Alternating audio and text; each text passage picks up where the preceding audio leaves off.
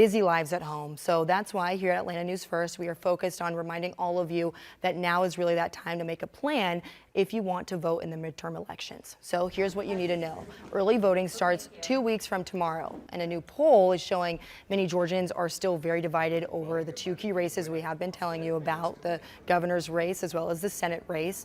Atlanta News First reporter Zach Summers is live in Midtown for us tonight with what you need to know if you are planning on making a decision at the polls this year.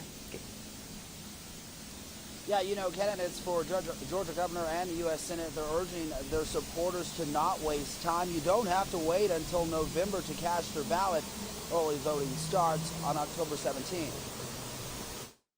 On November 8th, we'll become the first state to elect a black woman as a governor in the history of the United States. With the midterm elections less than 6 weeks away, key races in Georgia are starting to heat up. Democratic gubernatorial candidate Stacey Abrams rallying in Sandy Springs and Duluth on Sunday. Too often, politics becomes about a politician, becomes about who's standing for office and whose name's on the ballot.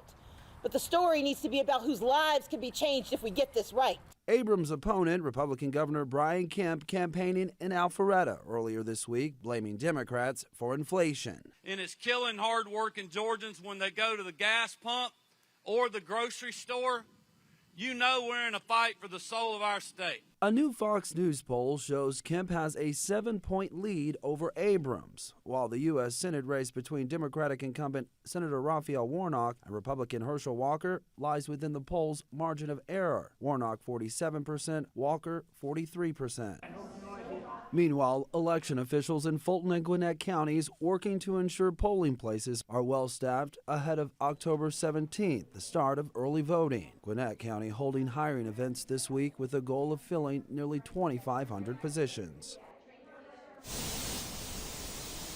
And another day to keep in mind, October 11th. That is the last day to register for the November election. We're live in Midtown. Zach Summers, Atlanta News First.